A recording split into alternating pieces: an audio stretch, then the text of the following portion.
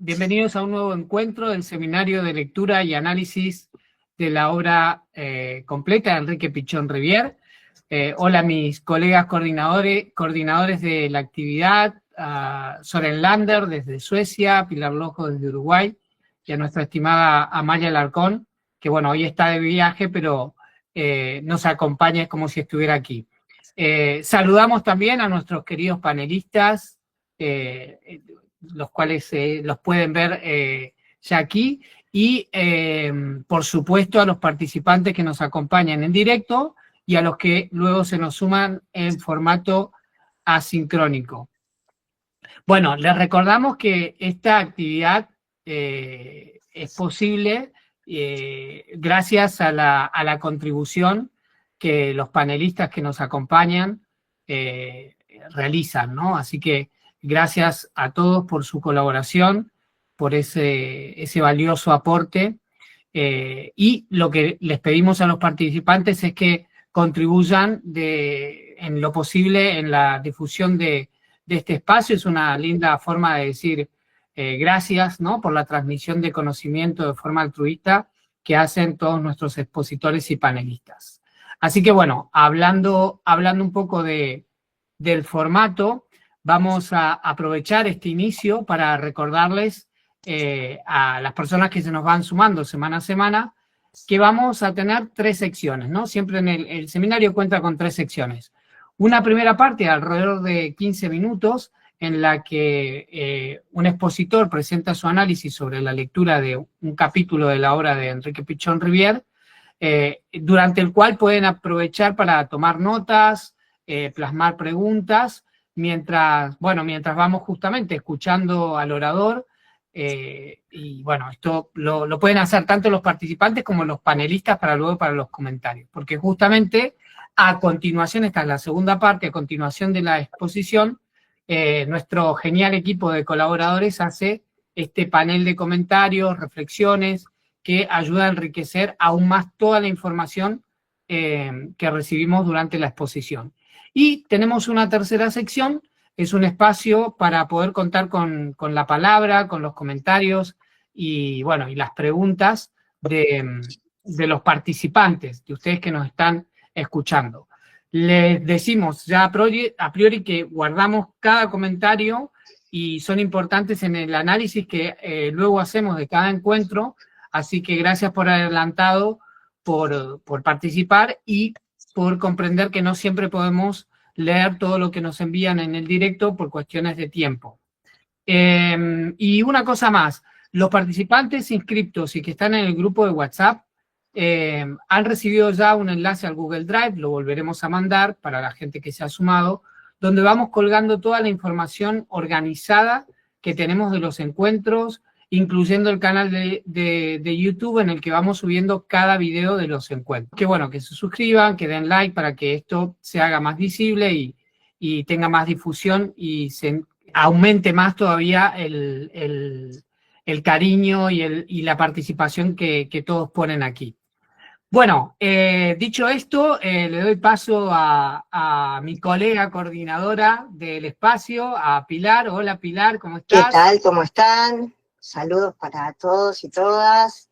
Buenas tardes, buenas noches. Tenemos el gusto enorme de recibir a la estimada Gladys hoy, que en un rato la presentamos, pero vamos a recibir a nuestras queridas y queridos panelistas, y los vamos nombrando como aparecen aquí en el chat. Alejandro Scherzer, estimado, Antonio Tari, Carlos Morales de Chile, Cristina García Román, Emilia, Magela, que también nos acompaña hoy, Magé.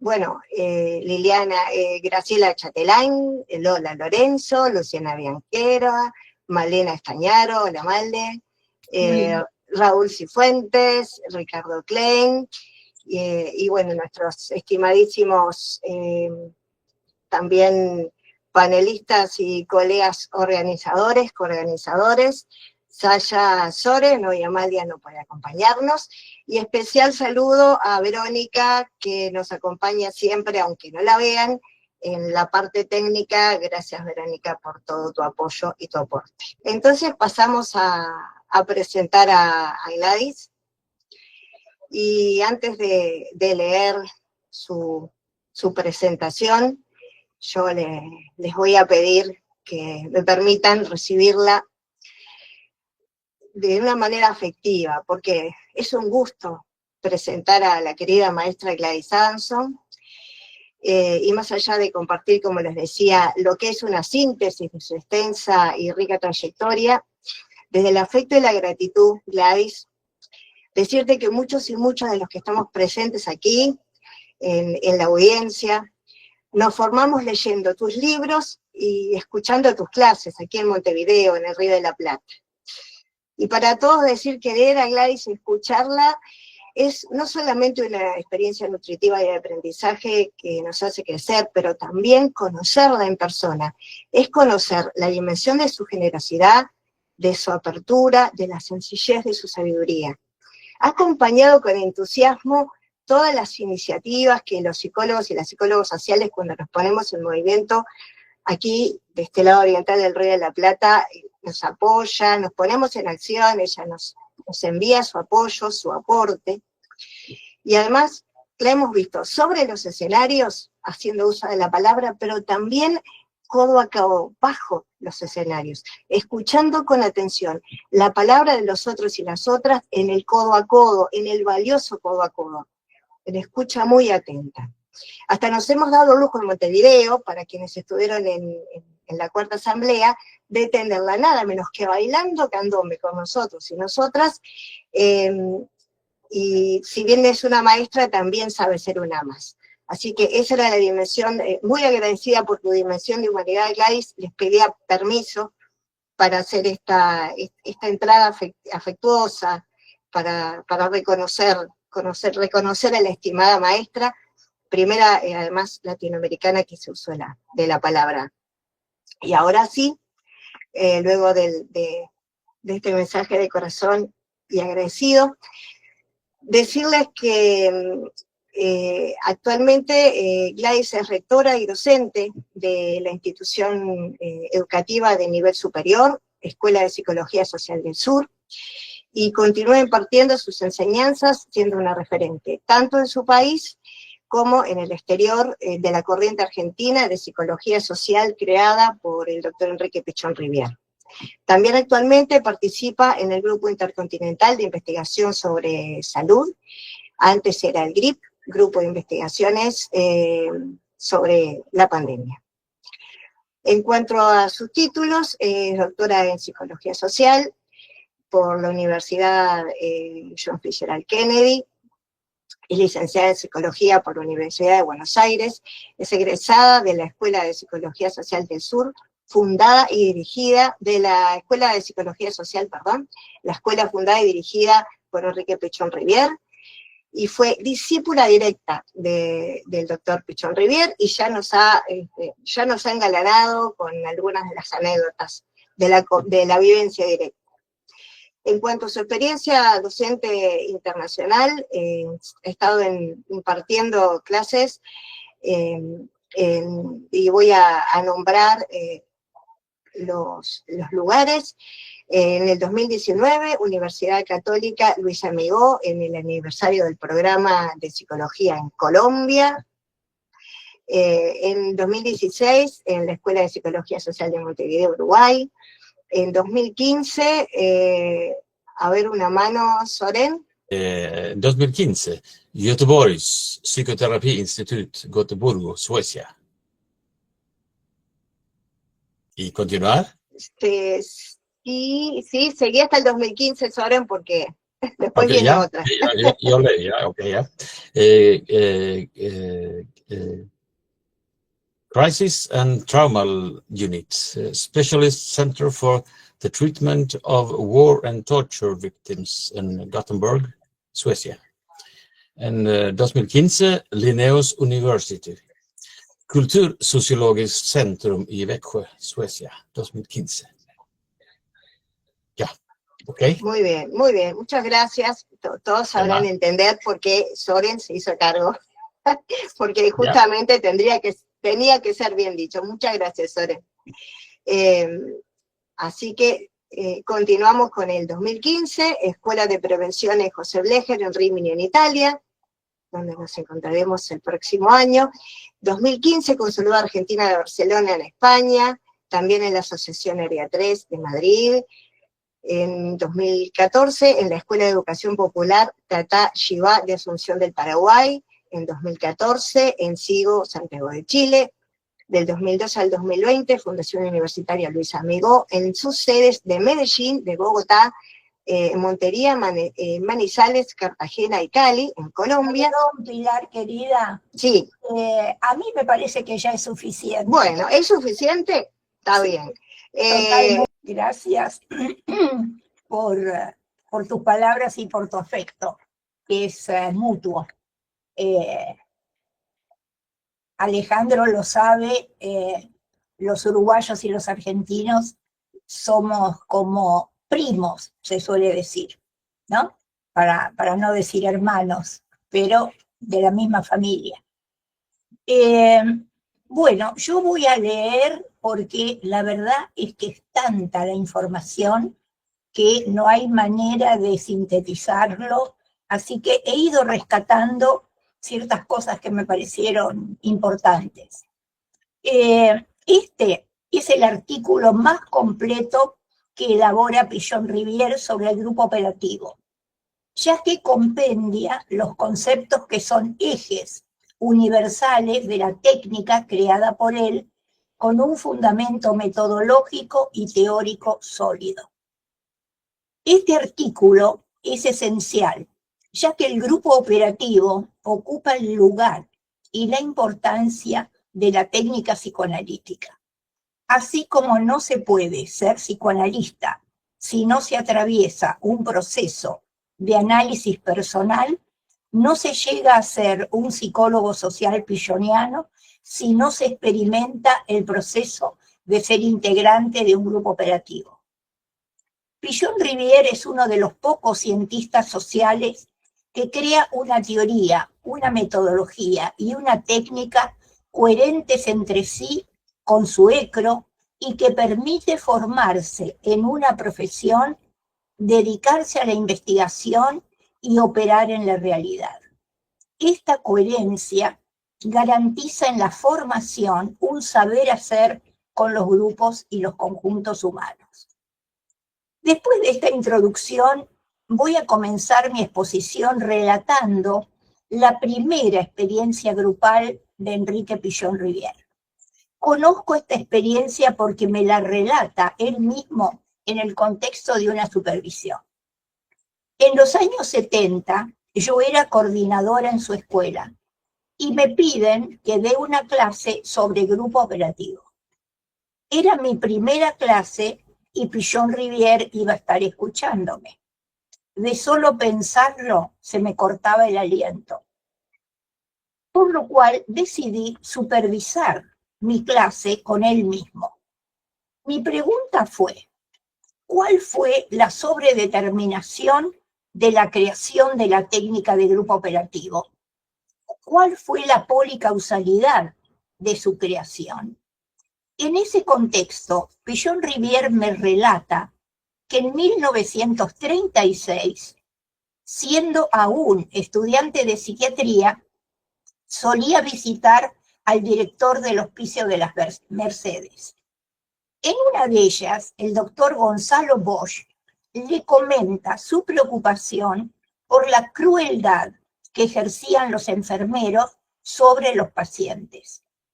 Estos enfermeros eran inmigrantes, duros españoles que habían huido en los años 30 de una España caótica en términos económicos, políticos y sociales.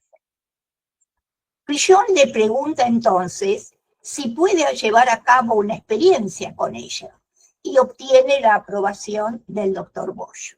Así, decide poner en marcha un experimento singular.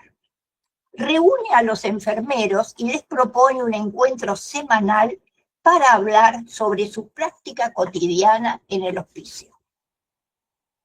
No deja de llamar la atención que proponga una tarea en conjunto, una tarea grupal, que en ningún momento piense en una indagación en el 1 a 1 de los enfermeros, que se supone sería lo natural en un estudiante avanzado de psiquiatría con conocimientos del psicoanálisis.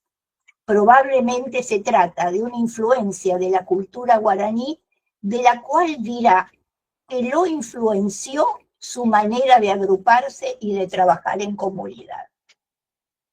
Es muy raro realmente que no se le haya ocurrido abordar individualmente el problema de la crueldad con los enfermeros, sino que piensa en un grupo.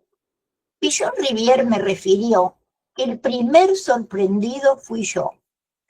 Esa primera sorpresa fue descubrir que estos enfermeros, que no habían tenido una formación profesional académica, poseían, sin embargo, un gran saber acerca de la enfermedad mental.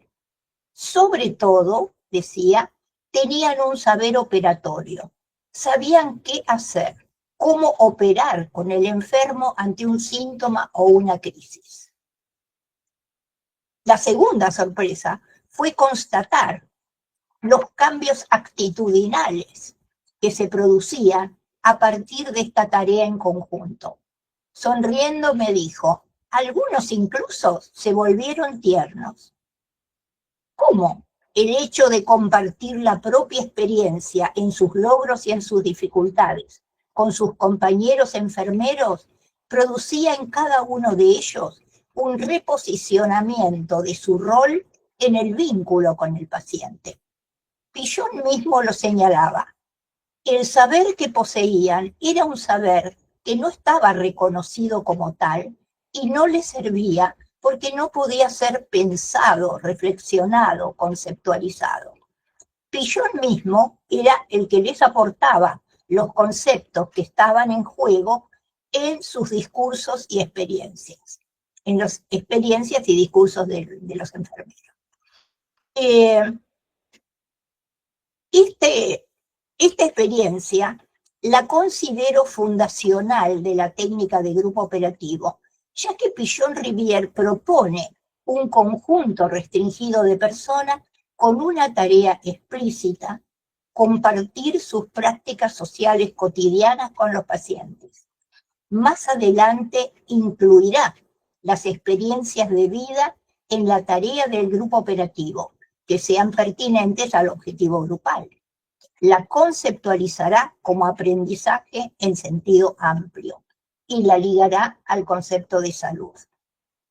En síntesis, lo que surge en la reunión de los enfermeros es un saber que no se sabe que se sabe, pero que al crearse condiciones grupales emerge en la tarea colectiva. A partir de esta experiencia se legitima un saber. Este deja de ser una práctica irreflexiva y repetitiva, se recrea y vitaliza adquiriendo características de una praxis que termina produciendo cambios subjetivos.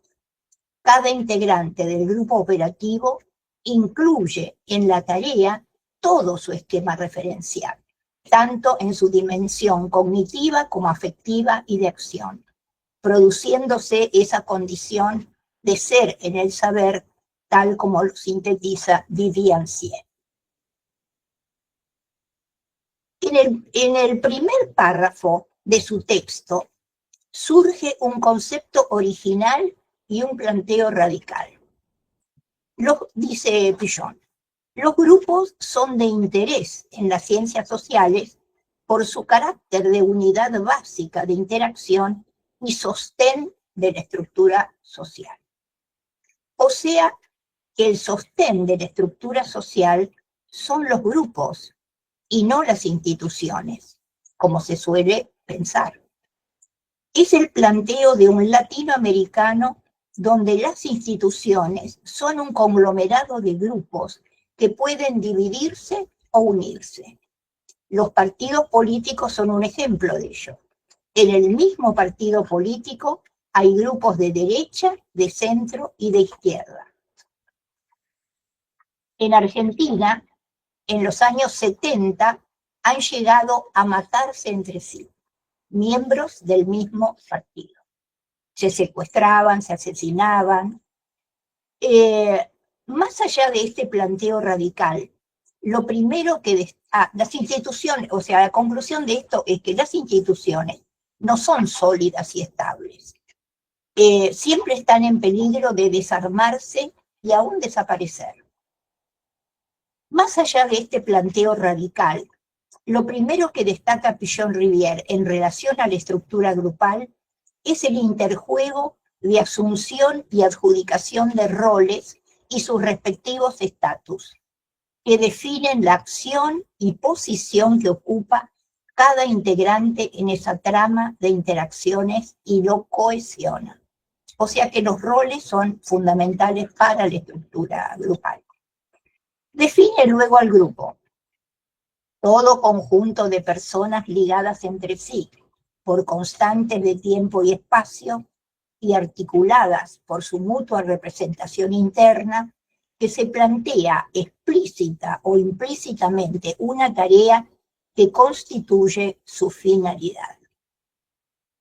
Esta definición será repensada y aún sigue siendo objeto de debate a partir de los vínculos virtuales.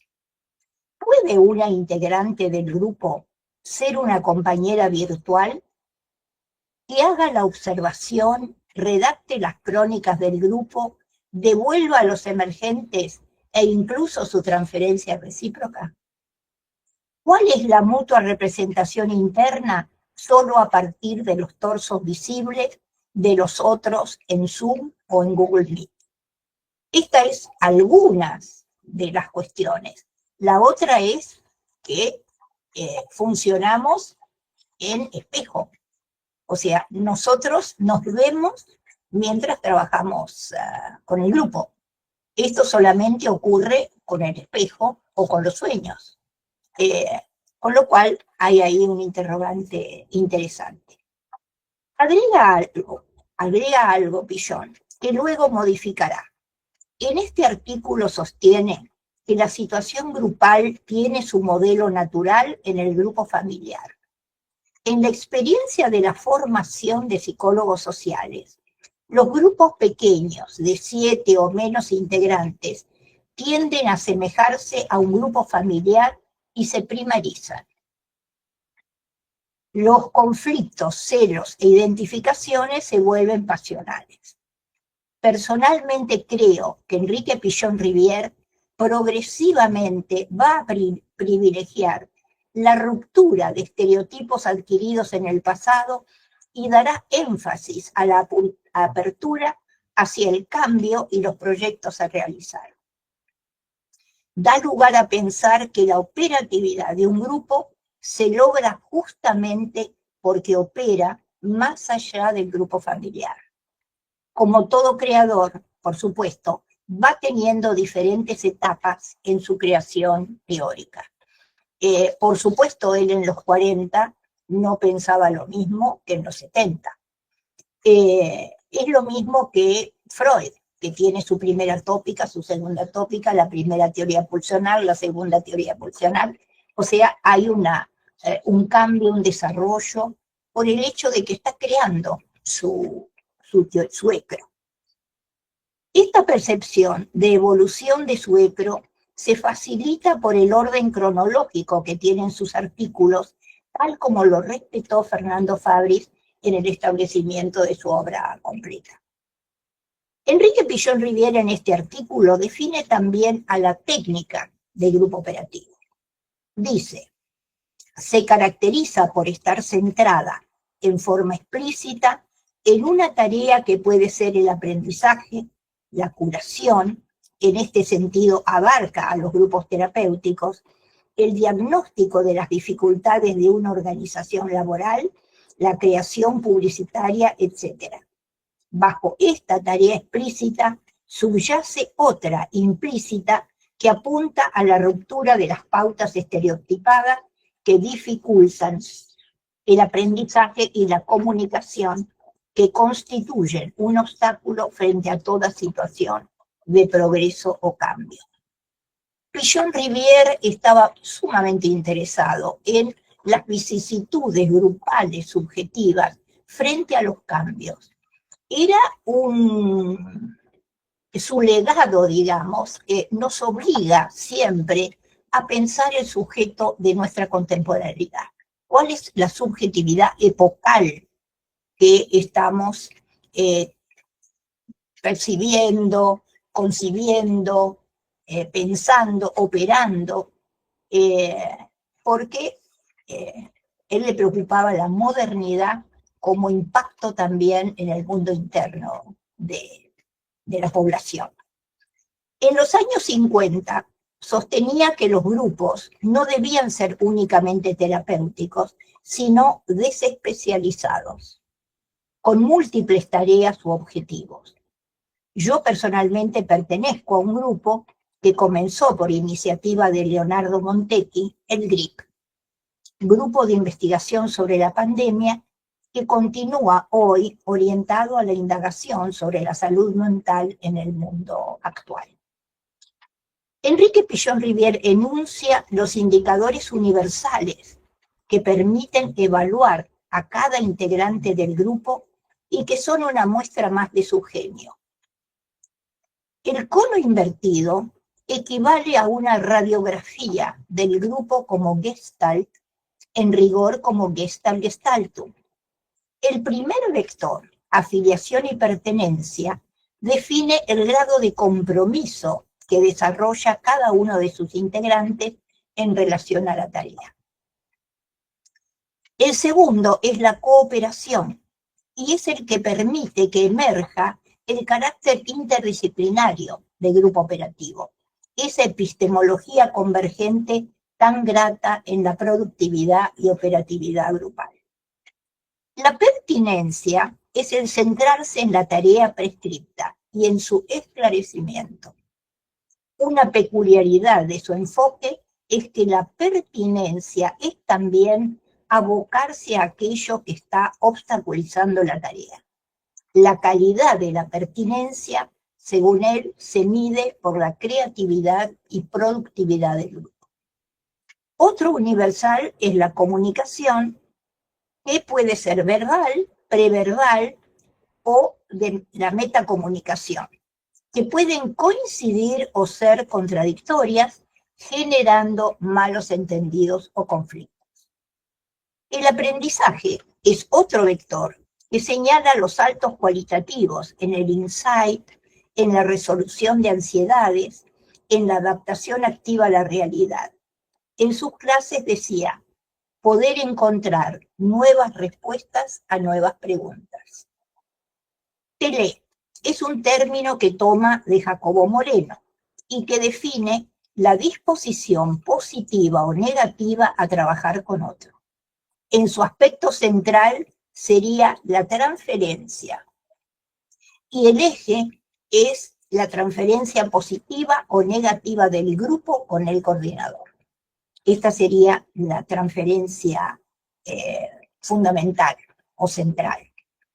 Toda la dialéctica de estos universales apuntan a resolver las ansiedades básicas, miedo a la pérdida y al ataque, que estaría en la base de la resistencia al cambio y que él desarrolla en su teoría de la enfermedad única.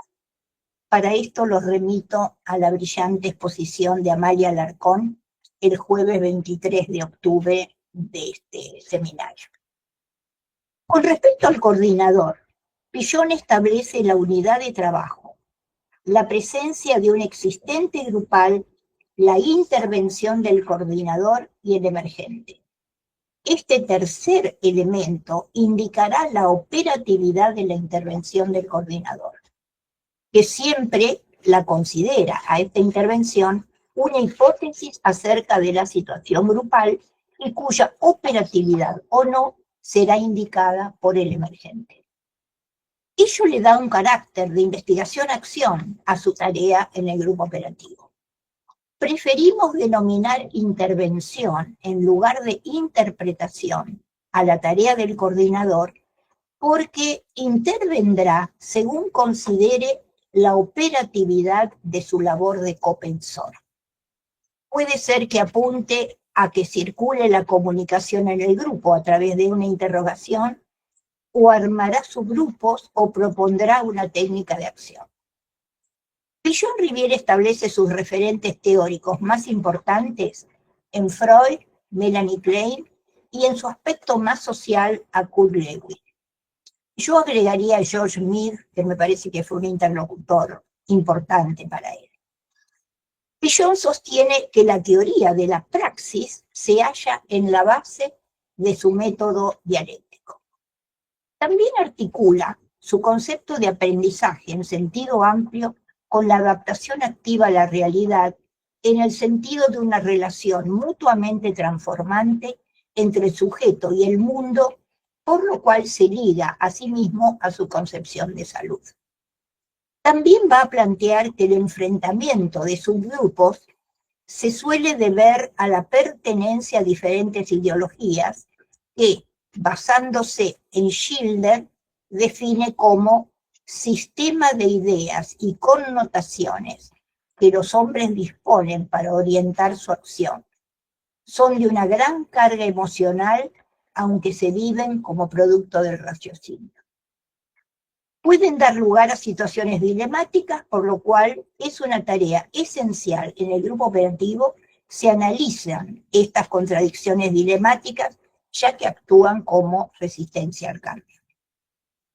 El grupo en su devenir va creando un esquema conceptual grupal, producto del término medio de los diferentes esquemas referenciales y de sus integrantes. Ello creará un código en común en el grupo y un estilo propio de abocarse a la tarea y que se respeta. Para Pichon, todo pensamiento científico debe partir desde el lenguaje común, desde las fuentes vulgares del esquema referencial.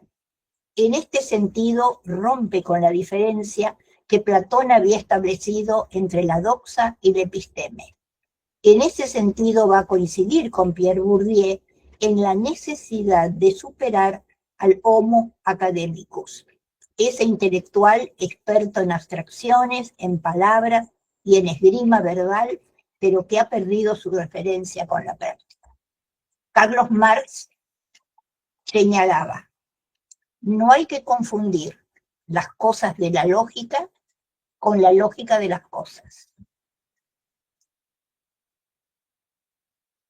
Por eso volvemos a reiterar que la posición de Enrique Pichon-Rivière apunta a la operatividad de su teoría y a su método basado en la praxis que buscan incidir en la realidad. Gracias.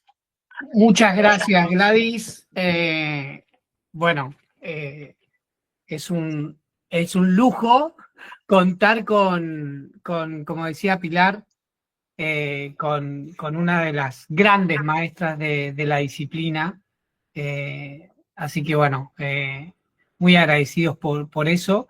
Y a la vez que es un lujo tenerte hoy acá, también es un crimen haberte pedido que resumas este capítulo que, como hablábamos antes, es una de las joyas, ¿no? De este tomo 5. Hay muchas, ¿no? Pero me parece que este capítulo es el más rico, como bien indicabas, y lo resumiste muy bien en tan pocos minutos. Así que muchas gracias por ese esfuerzo. Sé que cada uno de los conceptos merecería como una sesión aparte, ¿no? Pero también es una forma de presentar la materia, ¿no? Es como el que le dicen, ¿no? El elevator pitch, ¿no? El vender, digamos, la psicología social a través de un capítulo. Yo creo que sería este por toda la condensación de los conceptos. Así que muchísimas gracias por ese tremendo esfuerzo de resumen, Gladys, además.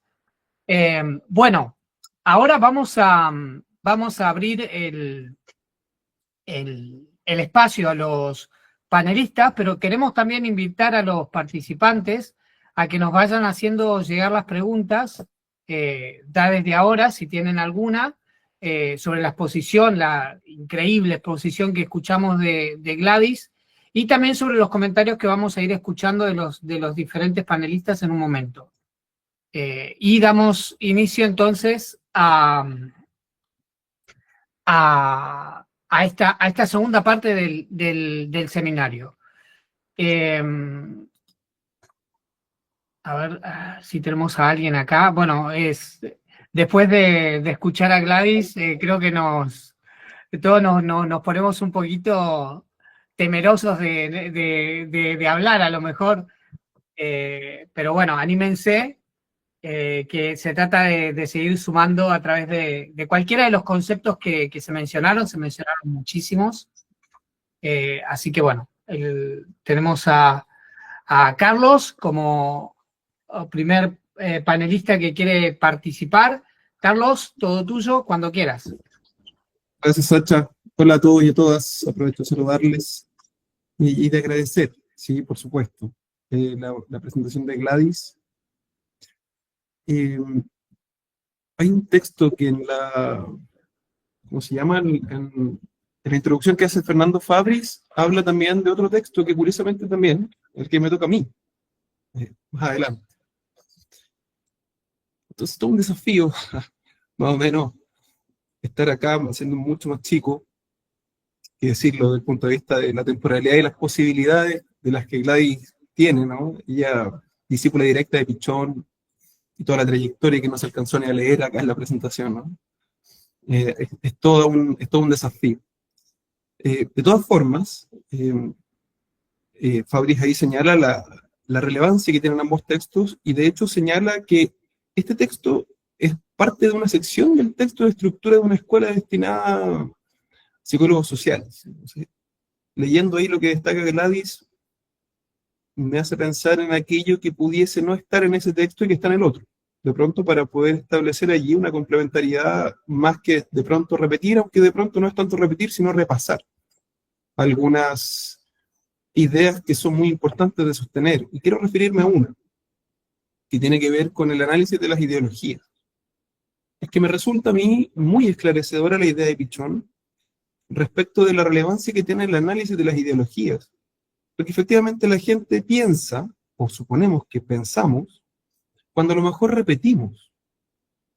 Es tan fuerte la carga emocional de las ideologías, que efectivamente, como que me hizo mucho sentido según un tiempo cuando lo leí, que cuando pensamos, o más bien repetimos, creemos que somos dueños de lo que pensamos, producto del propio raciocinio.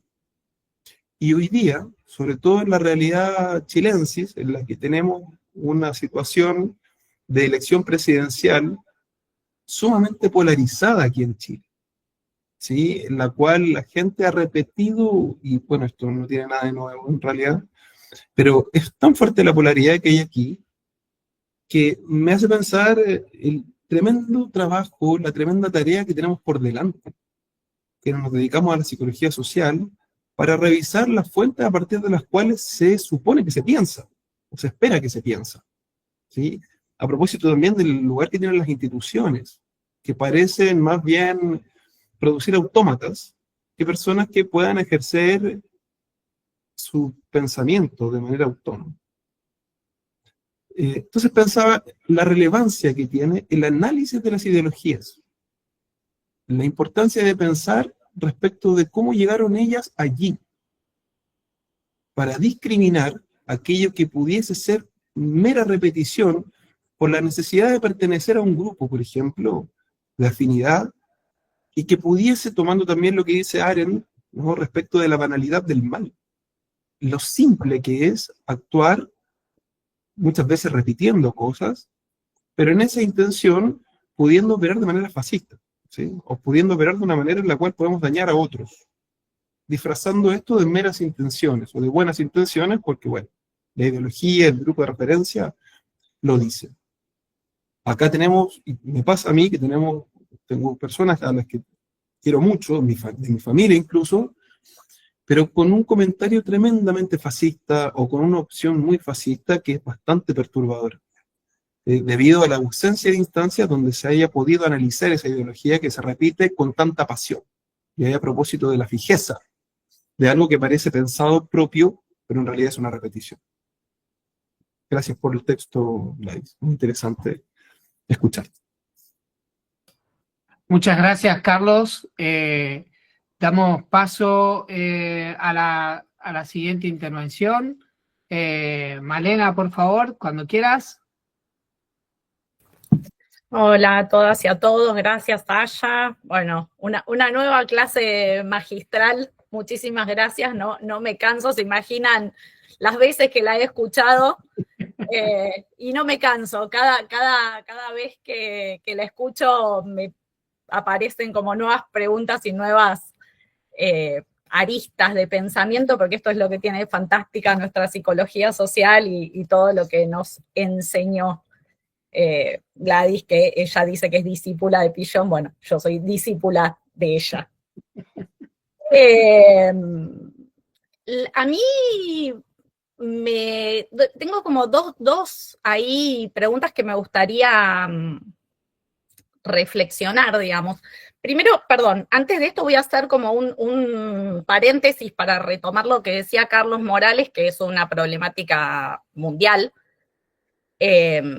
y que lejos, digamos, esto de la ideología y del encierro en el pensamiento y el sesgo de confirmación, ¿no? Son problemáticas que ya se ven con las redes sociales, y ahora con la IA, con la inteligencia artificial, es otro de los grandes riesgos que ya se están planteando, en el cual cada vez va a haber más restricción en lo que se piensa y en cómo se piensa, y, bueno, más distancia con el otro, ¿no? Byung-Chul Han, hay como muchos autores ahí, pero bueno, es toda una temática a desarrollar, y está bueno que en la próxima asamblea en Rimini justamente uno de los ejes va a tener que ver con esto, porque es una problemática que, como bien decía Gladys, que nos invitaba a Enrique Pichon Rivière a pensar, somos seres de esta época,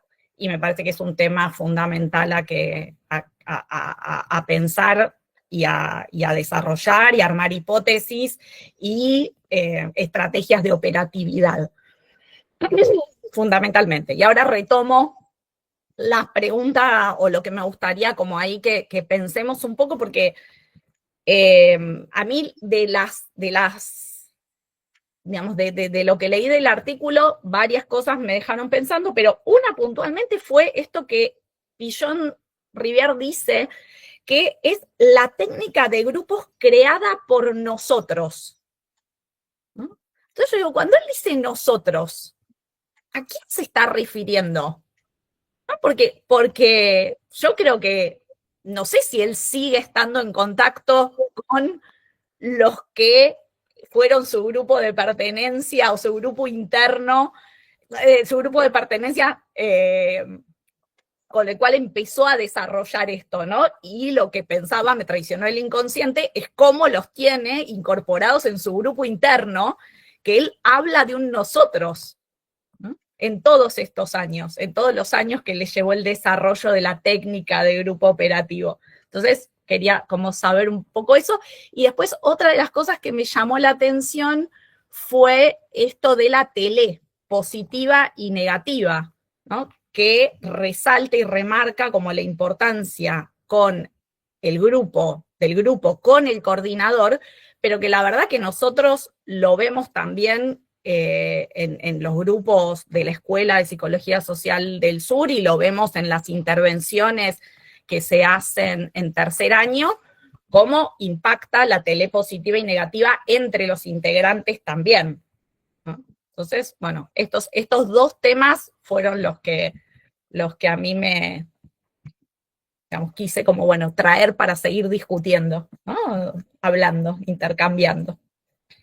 Y uno más que también, que si bien lo hablamos bastante nosotros en la escuela, esto del ecro común en el grupo, ¿no? Que también tiene que ver con lo que decía Carlos recién, ¿no? La necesidad de armar en ese grupo, en cada grupo en el cual hacemos una intervención, ese ecro común, para que se pueda codificar y decodificar de la misma manera. Bueno, acá. Hasta ahora esto. Fantástico, gracias Malena, qué buenas esas preguntas. Bueno, se trata de eso, ¿no? Que los textos y estos espacios nos ayudan a seguir, en vez de encontrar solo respuestas, que también, ¿no? Abrir más preguntas. Y qué bien que hayas traído eso. Bueno, mientras esperamos que levante alguien más la mano de los panelistas, yo aprovecho para comentar, sí, un par de cosas que me llamaron mucho la atención. Bueno, lo primero, gracias Gladys por traernos la dimensión cotidiana, ¿no? De la experiencia que tenés, bueno, ese tesoro de haber compartido ¿no? el tú a tú con el maestro directamente, ¿no? Y con esa anécdota que contaste. Y a mí me llamó mucho la atención que vos hablabas de que él te contaba de la sorpresa, ¿no? Y pienso también en la apertura y el grado de humildad también que se necesita para abrirse a esa dimensión de la sorpresa, ¿no? Especialmente habiendo desarrollado tanto dentro de este campo a nivel intelectual y con herramientas empíricas tan importantes, ¿no? Y marcar que esto empieza desde un lugar de sorpresa para él mismo me parece muy, muy valioso, ¿no? Y también un lugar para reducir a veces el estrés, ¿no? Y permitir que esta apertura y permitirnos sorprendernos por lo que la realidad siempre nos va a traer y ver cómo lo articulamos. Después otra cosa que me gustó muchísimo de lo que trajiste a partir del texto, bueno, hay más cosas, ¿no? Pero lo del grupo pequeño, ¿no? Cómo se vuelve primario cuando es una estructura pequeña y cómo la cuestión a veces del número va abriendo nuevas dimensiones para que se abran otras esferas de interacción, ¿no? Con todo lo bueno que tiene, especialmente, pero bueno, también con aquello que a lo mejor en un grupo pequeño se puede obtener, ¿no? Y una tercera cosa que me pareció maravillosa, como lo señalaste, es que el sostén de lo social, corregime por favor Gladys si lo digo mal, ¿no? Pero el sostén de lo social son los grupos y no las instituciones. Y en realidad vivimos como en un campo ilusorio, ¿no? Donde le damos a las instituciones un peso, ¿no? Lo tratamos como algo in eternum, y la verdad que en todo caso esa dimensión la ocupa lo grupal, ¿no? Que siempre al final nos va a remitir, no importa las circunstancias, nos va a remitir a la tramitación de esas ansiedades básicas, ¿no? Y el grupo operativo como un dispositivo muy privilegiado para poder hacer que éstas se pongan en juego, ¿no? Se pongan sobre la mesa y trabajarlas como todos sabemos. Así que bueno, nada, quería hacer el comentario de esas cosas que comentaste, Gladys. Muchísimas gracias de nuevo. Y pasamos, si les parece, a Emilia. Hola Emilia, cuando quieras. Hola Sacha, muchas gracias. Gladys, muchas gracias también. Yo me quedé pensando en esta frase que dijiste al inicio, que era un saber que no se sabe que se sabe. A propósito de, la pregunta que me quedé haciendo y que me parece que sería bueno que pensáramos era como, ¿cuál es la exigencia para el coordinador? ¿Qué posición tiene que sostener el coordinador para acompañar a un grupo en que el saber está en el grupo y no en quién coordina? Como esa pregunta, como qué es lo que implica en términos de la formación del coordinador, no solo teórica de estudios, sino también como ser humano, como cuánto tiene que trabajar para poder renunciar a ser el que sabe, el que dirige, y qué tipo de intervenciones tiene que hacer entonces. Eso era lo que yo quería subrayar. Bueno, yo lo que diría es que básicamente escuchar. La formación él la piensa como una praxis, donde la primera experiencia es ser integrante de un grupo operativo. La segunda experiencia es ser observador de un grupo operativo. Y la tercera es hacer una intervención desde la psicología social, como profesional de la psicología social. Es una graduación, digamos, de su compromiso, pero básicamente creo que su función es escuchar. No hay otra manera de ver el existente, ¿no? El existente que uno tiene como coordinador, el existente grupal, ¿no? Magela, adelante, por favor. Esta reflexión que están trayendo me hace acordar, les digo a todos y a los que estuvieron en Salvador de Bahía, que Gladys conversó acerca de la ética y me impactó una frase que creo que da lugar ahora a complementar la reflexión, que decía Gladys, el convencimiento, los coordinadores, el convencimiento de que los grupos saben y pueden. Y creo que es un gran desafío para los coordinadores y para las escuelas, sobre todo en estos momentos, ¿no? En que está como muy de moda el saber académico, el saber mucho, el dar tremendas charlas, y no está tan de moda el escuchar, ¿no? Y el estar convencidos de que solamente facilitamos y que los grupos de verdad pueden. Hacia esta asociación de ideas, nada más.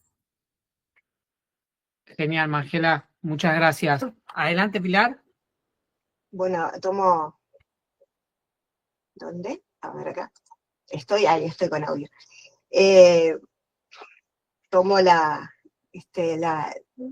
te continúo, Magela, y también a vos, Sasha, en este comentario de hacer énfasis en el descubrimiento, en esto que Pichón descubre cuando le dan habilitación a poder trabajar con el grupo de los enfermeros. Y hace un hallazgo que lo sorprende.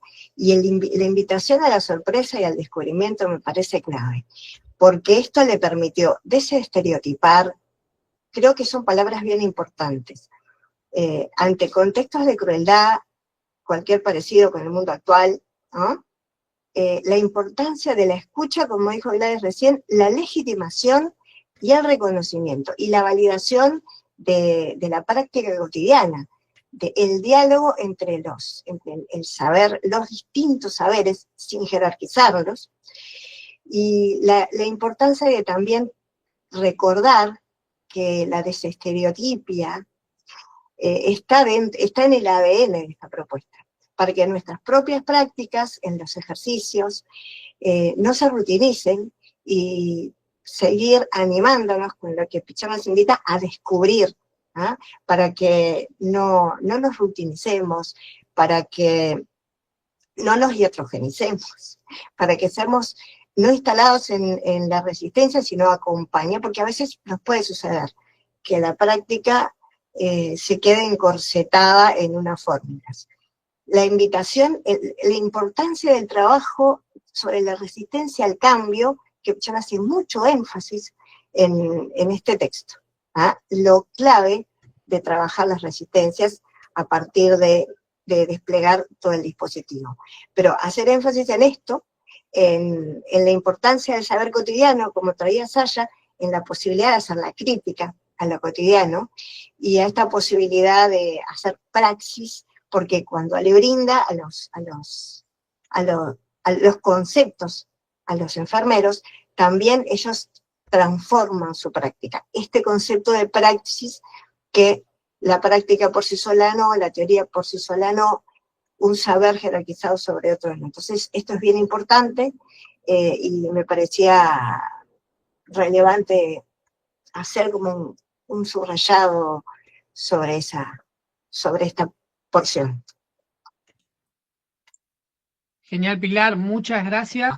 Entonces, si les parece, arrancamos con la tercera parte del seminario, que es la participación de bueno, nuestra querida audiencia, que todo esto está hecho con mucho amor, para ellos también, ¿no? Así que, bueno, vamos a leer las preguntas. Pilar, te doy paso. Sí, que además tenemos preguntas que dan para 5 seminarios. Y les voy comentando algunas. Hay un comentario que van tomando nota los panelistas incluso hay algunas específicas para alguno de ellos. Hay uno, empezamos con el primero que llegó, que dice, pensaba en la crueldad de aquellos enfermeros y en la crueldad que se ejerce hoy en el mundo, como reflexión. Una pregunta que es para Gladys y para todos y todas, de los estudios sobre el impacto de la pandemia en el grupo natural, las familias, seguramente dirigidos a los miembros del GRIP.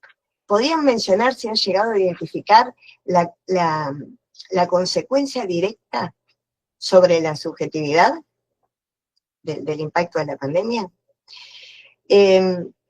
Después, tenemos otra que dice, donde la estructura social está desgregada, el grupo operativo se presenta como un dispositivo de creación y construcción colectiva. Todo un diseño, todo un desafío pensar la inclusión de la tecnología, atravesando y posibilitando lo grupal. Un montón de interrogantes abiertos frente al surgimiento de la inteligencia artificial. Después la invitación a Ricardo, que creo que Ricardo va a estar con este tema en Rimini, pero estaría bueno escucharlo también después. Y hay dos preguntas, una específicamente que hace, que llega desde Chile, y que si no me equivoco lo hace el estimado Patricio, que hace una pregunta bien interesante, Gladys. La diferencia que habrá entre lo grupal y lo institucional. Según comprendo, dice Patricio, no habría institución sino grupos. En este caso, entonces, ¿no habría instituido ni instituyente como fuerzas que se instalan en la psique de cada uno de nosotros? ¿Qué pregunta, Patricio? Y a Carlos, y supongo que también a Emilia como compañeros chilenos, el pedido especial de relatar la realidad preelectoral chilena, igual que lo que pasa con la Argentina, seguramente con Brasil, Colombia, Perú. La psicología social se pregunta, y la gran pregunta es, ¿tiene que centrarse en lo decolonial? Ahí tenemos como para empezar, hay algunas más que van llegando, pero sí, para que no se acumulen las preguntas sin poder responder, si quieren ir reflexionando.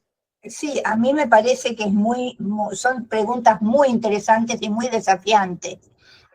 La pandemia tuvo muchísimo impacto. Primero, generó la posibilidad de morir, pero de morir como especie, que fuera un mundo de virus y que desapareciéramos como especie. Esa fantasía estuvo durante mucho tiempo. Hay que pensar que la vacuna prácticamente tomó un año, por lo menos en la Argentina, de marzo a diciembre. Las primeras vacunas se empezaron a aplicar en diciembre. O sea que marzo, abril, mayo, junio, todos los meses. El otro impacto, o sea, esta certeza, este límite de que podíamos morir como especie, que era un límite absoluto. La otra consecuencia es que los vínculos en la cotidianidad se transformaron en peligrosos. Uno tenía que tratar de no tocar al otro, de no tocar algo que el otro había tocado, tener cuidado con el mostrador del almacén donde uno iba. Y eso para los latinos, que somos muy de juntarnos, es muy devastador. O sea, creo que influyó en el individualismo que sufrimos actualmente.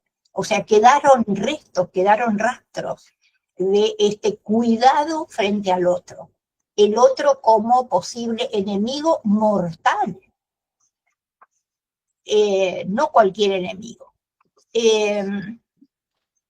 La otra es la sobredemanda que significó para la familia. El hogar era el lugar del trabajo, era el lugar del estudio, era el lugar de los deportes, era el lugar de las fiestas familiares, era el lugar del encuentro de amigos, o sea, mi esposo era arquitecto y él decía, tenemos que pensar, hacer un foro internacional de qué es la casa, qué es el diseñar un departamento. Seguimos con la idea de un living, una cocina, un comedor íntimo, dormitorio, o hay que pensar el living como posible gimnasio, como posible expansión, sala de juegos de los chicos, o sea, hubo, digamos, en ese sentido un sufrimiento subjetivo por esta sobredemanda laboral, educacional, como familia, como ¿no? En las parejas, el no poder tocarse o verse. Yo creo que fueron impactos muy, muy grandes. Después, por supuesto que hay diferencia entre grupo e instituciones. Las instituciones tienen, primero hay varias acepciones de institución. Por lo menos Luro asigna 3 significaciones. Una es lo instituido socialmente, la institución como organización, una institución concreta, digamos. Y la otra es una definición fundacional. Por ejemplo, se instituyó un matrimonio, se instituyó un seminario sobre la obra completa de Enrique Pillón Rivière. O sea, se creó, en esas 3 acepciones, pero yo lo que quería resaltar era que una cosa son las instituciones europeas. El mayo del 68 significó una gran rebeldía y revolución por la burocratización de las instituciones, especialmente la universidad, ¿no? En Latinoamérica no tenemos esas instituciones fuertes, esas instituciones sólidas.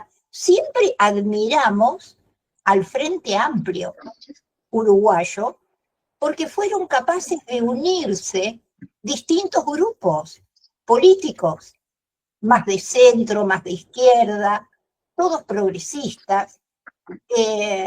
A Argentina le causa admiración eso, porque más vale nos cuesta juntar grupos en un partido político. Siempre hay rivalidades y que se hacen públicas y bueno,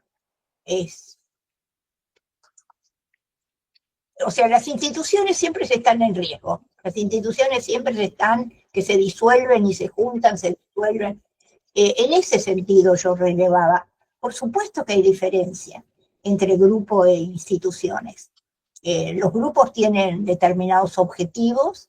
En las instituciones, lo institucional tiende a definir individuo por individuo, o a lo mejor un equipo, pero más como individuo, a partir de un rol.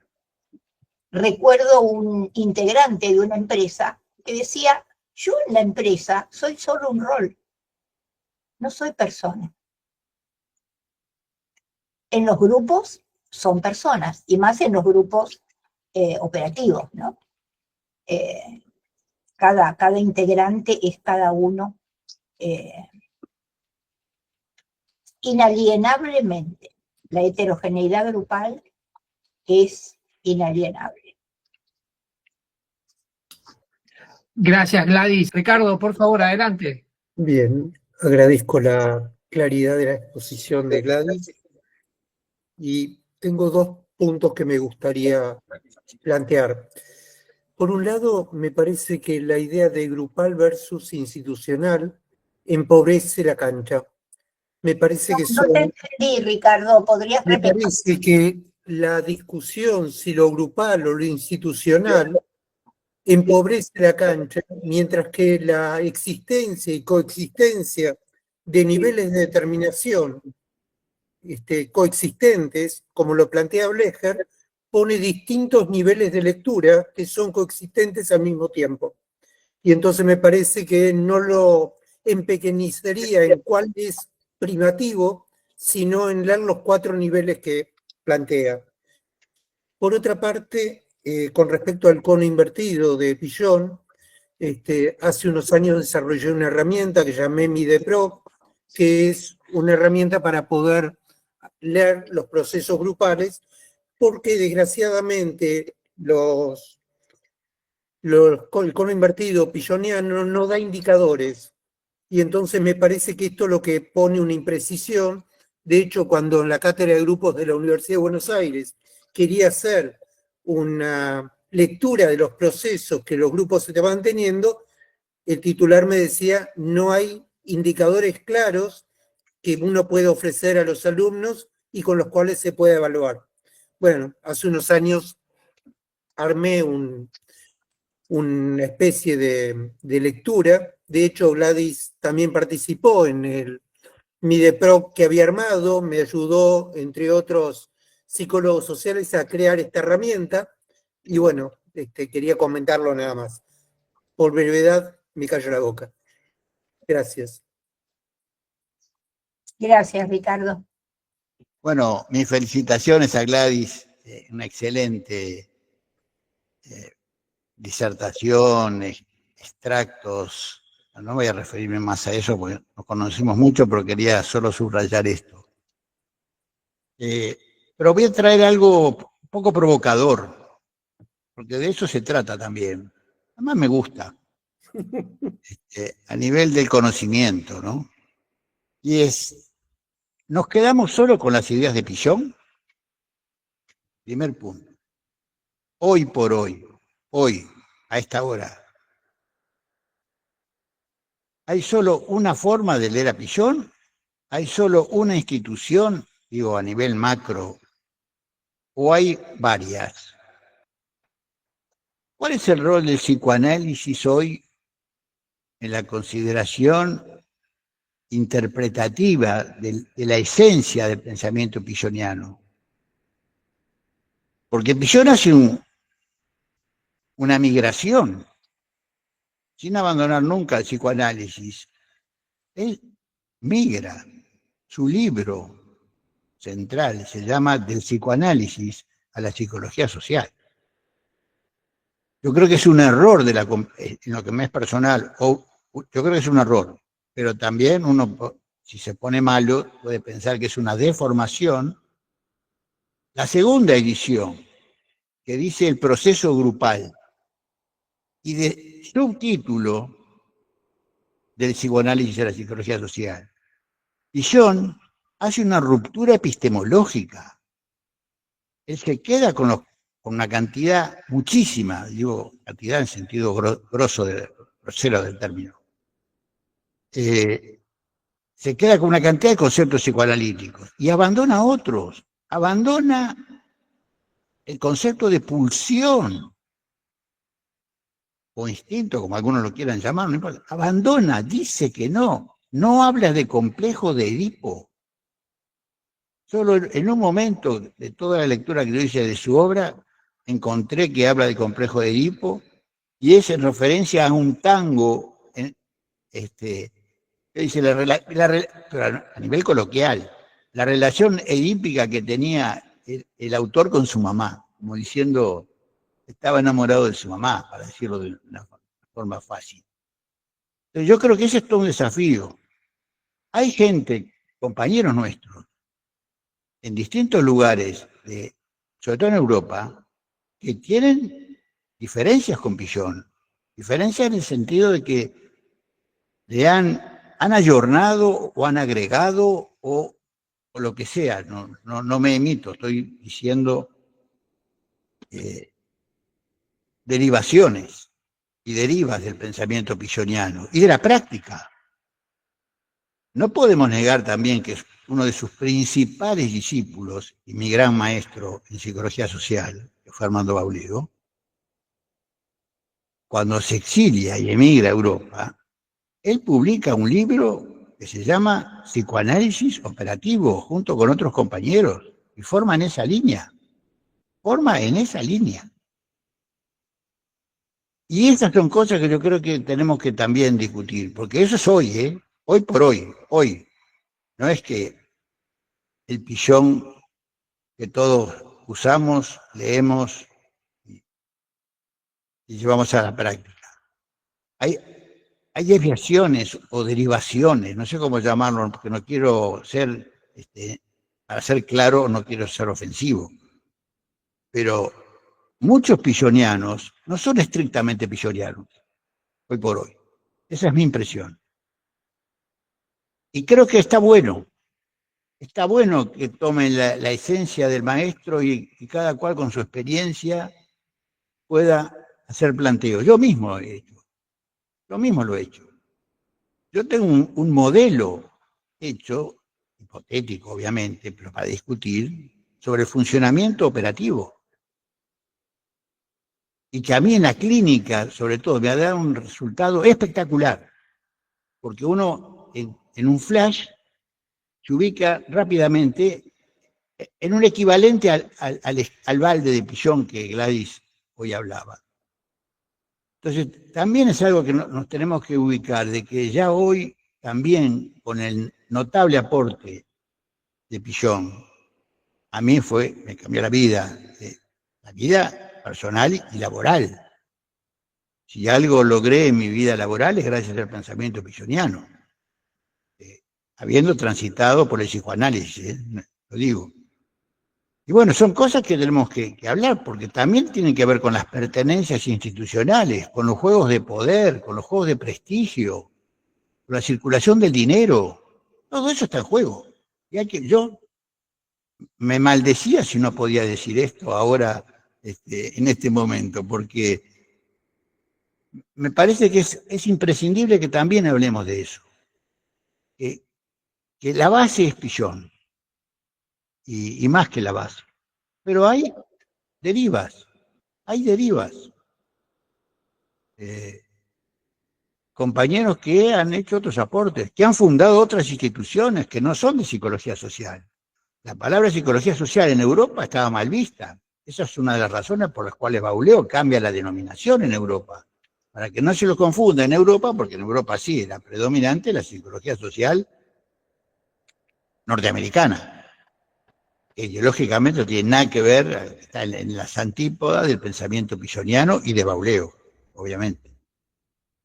Entonces yo creo que lo interesante del planteo de Gladys, refiriendo a Pillon, colocó un tema, Pillon, esta es la esencia de Pillon, porque Pillon tiene 20.000 cosas más que por cuestiones de tiempo, obviamente Gladys no la podía nombrar, ni nadie en esa unidad de tiempo.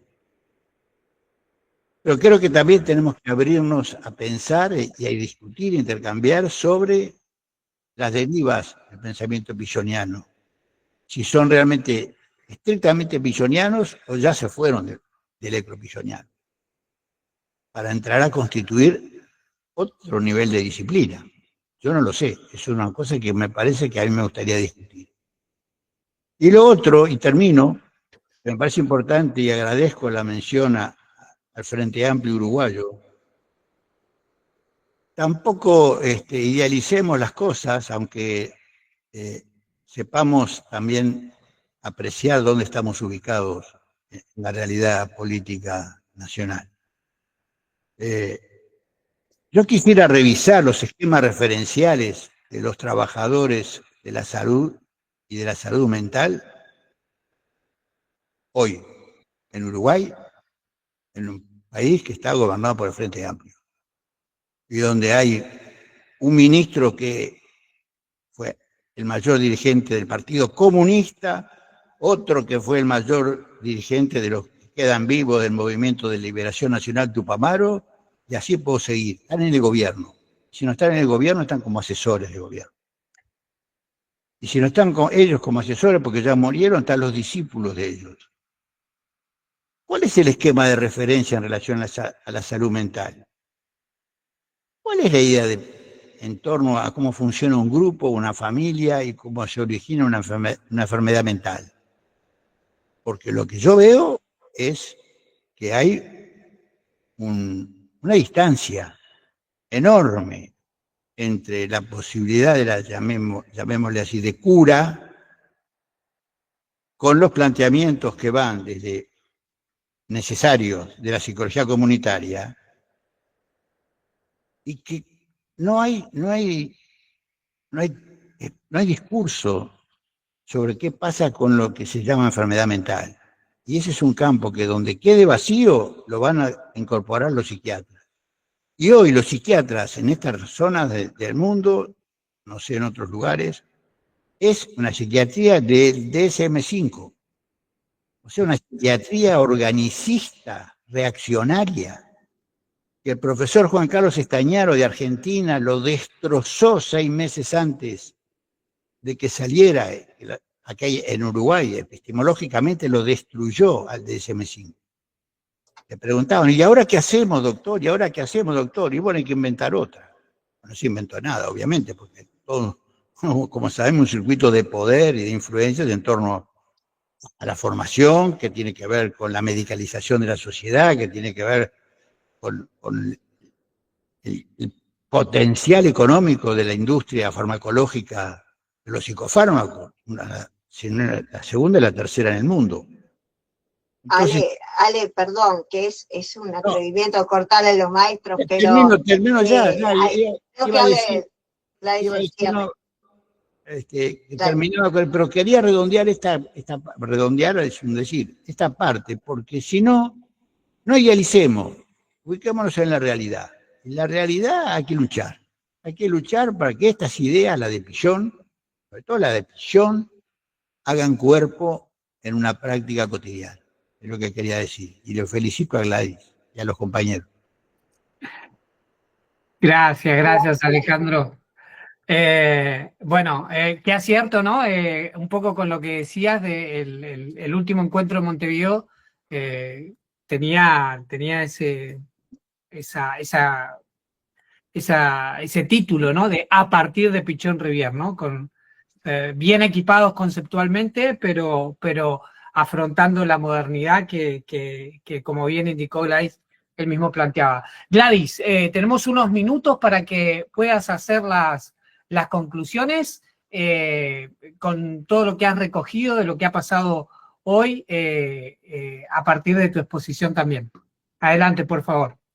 Es muy difícil hacer una conclusión, porque todos los aportes fueron sumamente interesantes. Los indicadores de los vectores del cono me pareció un aporte muy importante. Creo que fue una tesis doctoral, ¿no? O una tesis que presentabas, y me parece muy importante para la formación, ¿no? En un proyecto formativo. Y después escucharlo a Alejandro también siempre es un desafío, ¿no? Donde lo progresista siempre hay que interrogarlo, ponerlo en duda. Las preguntas sobre la pandemia, ¿no? Y el impacto en las familias me pareció también muy importante. Pero yo me quedo con la sensación como que me faltó hablar de los roles, de los 4 roles que habla Pillon, de la pretarea, tarea y proyecto, o sea, con muchos temas que eran inabordables por el tiempo que tenía, ¿no?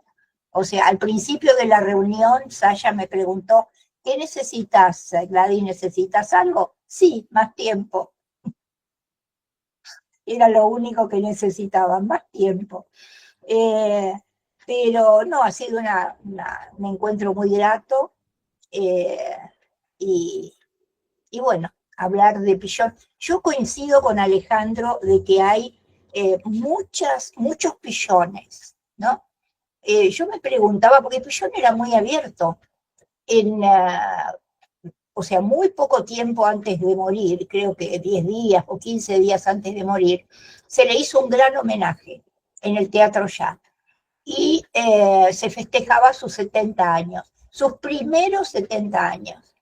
Bueno, la gente que subió al escenario, los exilados que mandaban telegramas, eran de una heterogeneidad terrible.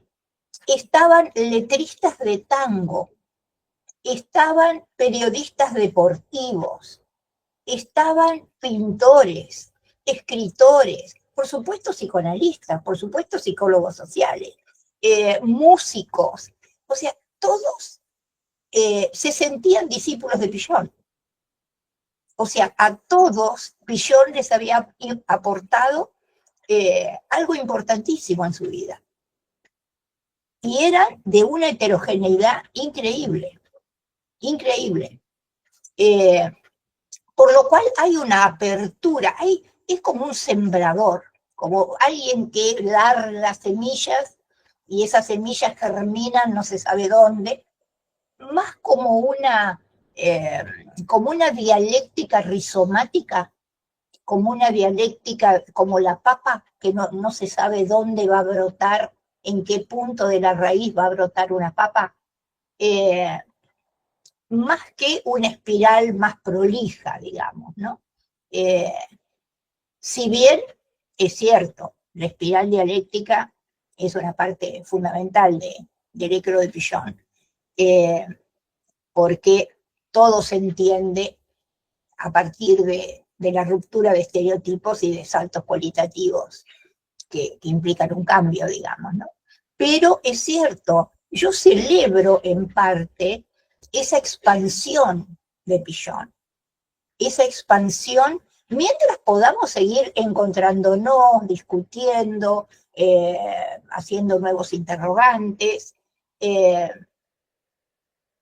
Por suerte tenemos un grupo intercontinental, internacional, desde México a Argentina, Chile, Uruguay, Brasil, España, Francia, Suecia, Italia, Suiza, ¿no? O sea, esa heterogeneidad proviene de este sembrador, digamos, ¿no? Que fue Pillon y que fue germinando. Bueno, Gladys, muchísimas gracias además por este cierre. Antes de despedirnos, tenemos la lectura de Emergentes, ¿sí? Entonces, bueno, vamos, Soren, con esa parte, si te parece. Quizás sea importante primero decir que mi lectura del grupo de estudio de esta noche parte de mi propio ecro, de mi propia lectura del texto de Pillon y de lo que percibo en la interesantísima discusión de esta noche y en la exposición de Gladys. Lo que creo percibir como emergentes, por lo tanto, tiene que ver con este trasfondo mío, que es europeo escandinavo. He intentado escuchar con una atención libre y flotante. ¿Mi voz va bien? ¿Escucháis? Bien. Mi lectura de este texto tan condensado, cuyo contenido he encontrado en distintas versiones de textos de Pillon que he traducido, comenzó marcada por cierta distracción y por el esfuerzo de leer con atención, es decir, de intentar pensar un paso más allá y más profundamente en mi lectura. Me imagino que al menos algunos integrantes del grupo de estudio de esta noche puedan haberse encontrado con el mismo obstáculo.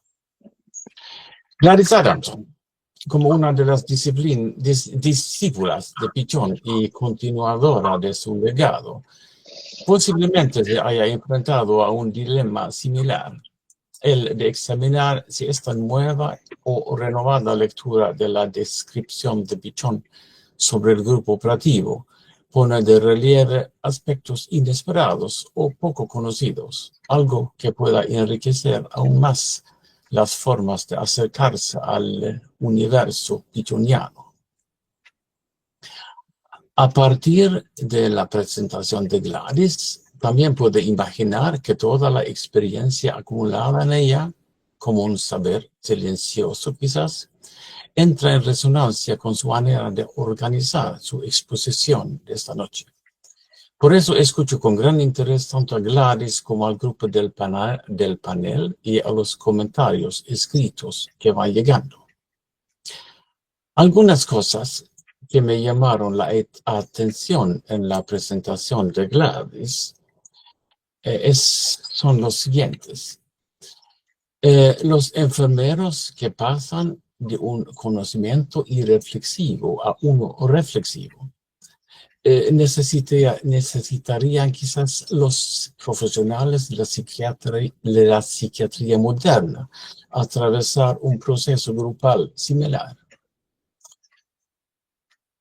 Nos vemos reflejados en la pantalla de Google Meet mientras al mismo tiempo reflexionamos sobre el texto, las intervenciones, los comentarios escritos. Nos encontramos en una situación en vivo donde la inteligencia artificial está con nosotros en el espacio virtual. Intervención en lugar de interpretación. ¿Cuántos psicoanalistas conciben su práctica de esta manera?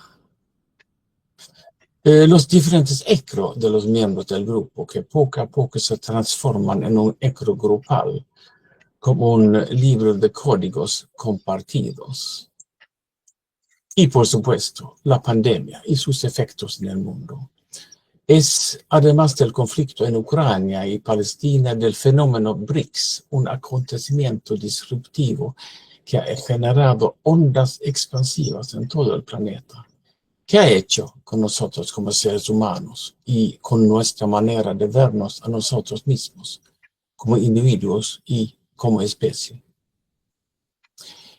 Como un emergente no tan lejano, pueden verse ciertos paralelismos entre la exposición escrita de Pichon sobre el grupo operativo y el gigantesco grupo de lectura que sigue estos seminarios.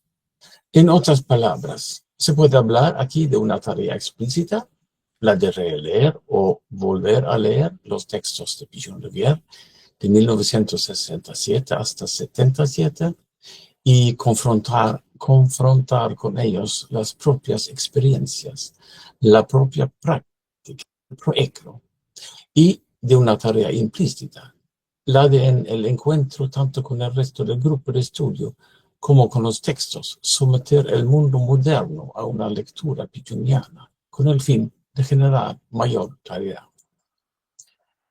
Para concluir, tengo la sensación de que un viento del pasado sopla sobre el grupo, quizás también un emergente, la importancia de no olvidar nuestra historia y los distintos pichones que llevamos dentro en nuestro grupo interno. Ok, eso fue lo que yo quería decir. Gracias. Gracias, Soren, fabuloso como siempre. Bueno, y festejamos que ahora sí tenemos el audio y la posibilidad de escuchar tus agudos comentarios que nos ponen a pensar todavía más. Nos vemos el próximo jueves, 20 de noviembre. Vamos a tener a Alejandro Scherzer, a todos los panelistas y obviamente la participación de todos ustedes. Así que aquellos que tengan el libro pueden ir leyendo La urgencia psiquiátrica desde el año 1968. Son solamente 8 páginas de lectura que comienzan en la página 135 del tomo 5. Así que, queridos panelistas y participantes, gracias nuevamente, con un gracias especial siempre al expositor o expositora del día, Gladys. Buena lectura, como decimos siempre, y abrimos los micrófonos para despedirnos y hasta la próxima. Vale. Gracias, chao. Gracias, Gladys. Chao, muchas gracias. Chao. Chao. Chao. Chao. Muchas gracias por todo, como siempre.